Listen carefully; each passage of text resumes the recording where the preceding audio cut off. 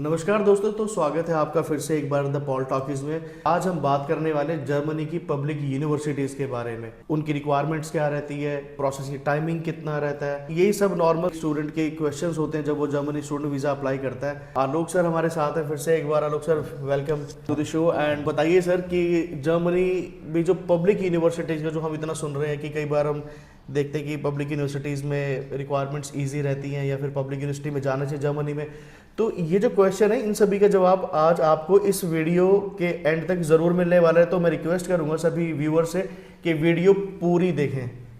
आलोक sir. जी sir, situation अब ये है कि मार्केट जैसे जैसे ग्रो किया जर्मनी का, जी, स्टूडेंट्स पहुंचने लगे।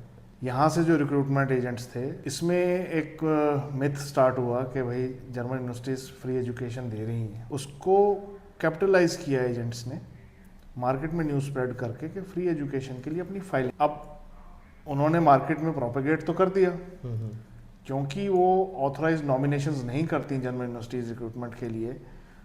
ऑब्वियसली जो टॉप लेवल की टॉप नॉच टेक्निकल यूनिवर्सिटीज़ हैं, मैनेजमेंट यूनिवर्सिटीज़ हैं, मेडिकल साइंस की यूनिवर्सिटीज़ हैं, जब वो फ्री एजुकेशन ऑफर कर रही हैं जी, और वो state of the art universities हैं, तो वहाँ पे टैलेंट खुद रीच आउट करता है, रिकमेंडेशंस वाला, एक्सपीरियंसेस वाला। जी, तो यूजुअल स्ट्रक्चर ये हुआ कि उनका प्रोसेस बड़ा स्ट्रीमलाइंड है।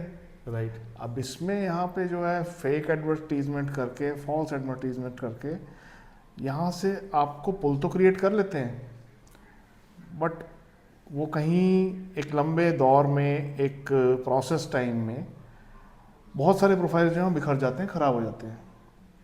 टाइमली प्रोसेस नहीं हो पाया, रिक्वायरमेंट्स मीट आउट नहीं हो पाई। सर प्रोसीजर्स भी नहीं पता लोगों को यूनिवर्सिटीज़ के, क्योंकि वो बिजनेस हाउस नहीं है, वो बिजनेस माइंडसेट से नहीं चलते, वो टैलेंट रिक्रूटमेंट में उनका ध्यान है। तो वो चीज़ों को प्रोसेस से ही एड्रेस करते हैं और कोई प्रोसेस की ट्रेनिंग भी नहीं देते यहाँ पे एजेंट्स को। राइट। तो यूजुअली एजेंट्स को ज़्यादा कुछ पता ही नहीं है, किसी और की एडवर्टाइजमेंट देख के रिक्रूटमेंट कर देते हैं, यूनिवर्सिटीज़ के नाम देख के कर देते हैं। जी, यहाँ तक कि सर एडमिशन रिक्वायरमेंट्स का भी नहीं पता उनको। ऐसा भी है जो, लेकिन हम तो सुनते हैं कि स्टडी इन जर्मनी में पढ़ाई करें, विदाउट आइल्स करें और फ्री में पढ़ाई करें, पब्लिक यूनिवर्सिटीज़ में पढ़ें। तो ये क्या मतलब, ये मिथ है और कितनी सच्चाई है सर? इसके बारे में पूरा एक हमें डिटेल में बताइए कि क्या रिक्वायरमेंट्स है, कौन से ऐसे स्टूडेंट्स हैं जो कि एक्चुअली जर्मनी में फ्री स्टडीज़ के लिए जा सकते हैं या फिर जर्मन पढ़ने के लिए जा सकते हैं। इन सभी के जवाब अब आज मुझे इस वीडियो में आपसे चाहिए होंगे। देखो सर, जी, यूजी एंड पीजी कोर्सेज हैं जर्मन पब्लिक यूनिवर्सिटीज़ में। ठीक है।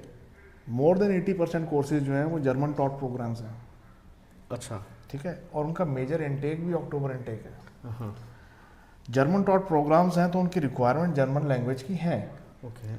20% कोर्सेज जो हैं मास्टर्स में भी और बैचलर्स लेवल में, तो मैं कहूँगा 10% इंग्लिश टॉट है। ओके। अब उसकी रिक्वायरमेंट्स इतनी स्टिफ हैं कि आप जो है मेरिट लिस्ट में आना, आपका एडमिशन क्राइटेरिया फुलफिल करना, यहाँ तक कि डैड स्कॉलरशिप भी पॉपुलर है, उस कैटेगरी में आना अपने आप में आपका प्रोफाइल ऑल टुगेदर एक डिफरेंट स्ट्रीमलाइन प्रोसेस है। उसमें आपको LORs वगैरह ये सब प्रोसेस कैंडिडेट्स को पहले से अपनी स्टडीज़ के दौरान से जान रहे होते हैं। अब ये जो एजेंट्स रिक्रूट कर रहे हैं, ये आपको पहले एनरोल कर लेंगे जर्मन लैंग्वेज के कोर्स में, irrespective of your academic background. ये नहीं देखते कि आपका परसेंटेज क्या है, क्या आप मेरिट में क्वालिफाई करेंगे उस प्रोफाइल में कि नहीं। जी, आपको इंग्लिश प्रोग्राम के लिए ये कहेंगे 7 बैंड्स चाहिए, जी। और जर्मन में आप बिल्कुल कम्प्लीटली फ्री में जाओगे, फरवरी में चले जाओगे।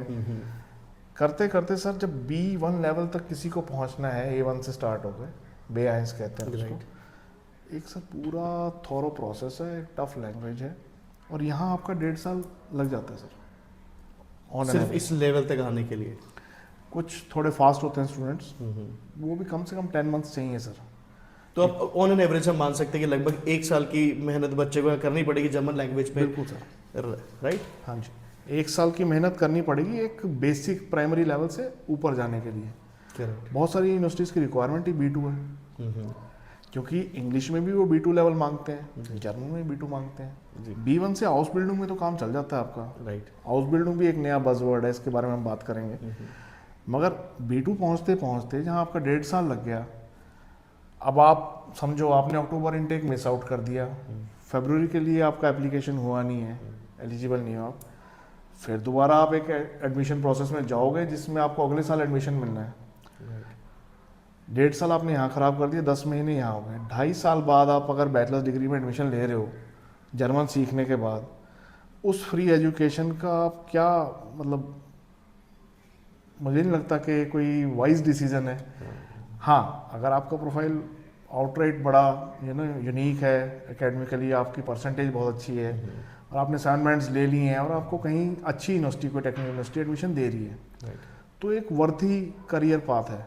ठीक है। अदरवाइज हर कोई अगर इसी पाथ को चुनेगा फ्री एजुकेशन सुन के, तो 1.5-2 साल सिर्फ एक एजेंट का कुछ बेनिफिट हो रहा है, मगर आपका कॉन्टिन्यूड लॉस हो रहा है, टाइम आपका वापस नहीं आएगा। राइट। यही 2.5 साल अगर आप, मैं कहता हूँ आपने 6 महीने आयल्स किया, 6.5 स्कोर किया, एक मैं कहता हूँ मिनिमम क्राइटेरिया बताया हूँ 60% है, 65 है, अप टू 90 है, 90 तक भी आपको डिफरेंट यूनिवर्सिटीज़ में अच्छी स्कॉलरशिप्स हैं, प्राइवेट यूनिवर्सिटीज़ में रोलिंग इनटेक्स हैं, साल में 3 बार इनटेक है, राइट। आपको हर 3 महीने बाद मौका मिल रहा है। राइट। ठीक है। दूसरी बात, पब्लिक यूनिवर्सिटीज़ में आपको जो है वर्क करने का टाइम मिलेगा ही नहीं।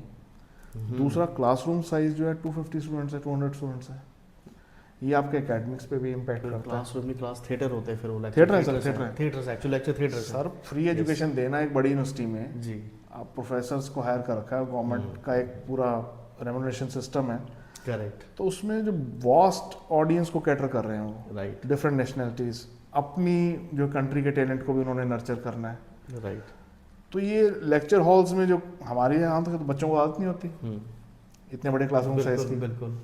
धीरे धीरे वो जब असाइनमेंट्स में, एग्जाम्स में सफ़र कर रहे होते हैं, तो फिर हमें कॉल्स आती हैं कि सर हमें किसी अच्छी प्राइवेट यूनिवर्सिटी में आप रिकमेंड कर दीजिए, क्योंकि हमारी डिग्री भी टाइम से कंप्लीट नहीं हो रही, हमें काम करने का टाइम भी नहीं मिल रहा, हम घर से पैसे मंगा रहे हैं, एजुकेशन फ्री है, लिविंग कॉस्ट हम घर से मंगा रहे हैं। दूसरी साइड जो बच्चा प्राइवेट यूनिवर्सिटी में पढ़ रहा है वो अपने आप को सपोर्ट कर रहा है पार्ट टाइम वर्क से, घर से पैसे नहीं मंगा रहा है, एकेडमिक्स में अच्छा स्कोर कर रहा है, टाइम से डिग्री कंप्लीट हो रही है, इंजॉय भी कर रहा है, राइट, रूटीन लाइफ में रिक्रिएशन है, राइट, सोशलाइजेशन है, आप घर से दूर हो, अपने कल्चर से दूर हो, और अगर आप एकेडमिक प्रेशर में भी इतने ज़्यादा में आ जाओगे तो ये इम्पैक्टिंग है आपके पूरे एक करियर पाथ को। तो पब्लिक यूनिवर्सिटीज़ अच्छी हैं, मगर हर प्रोफाइल को वो रिकमेंड कर देना, आप 200-250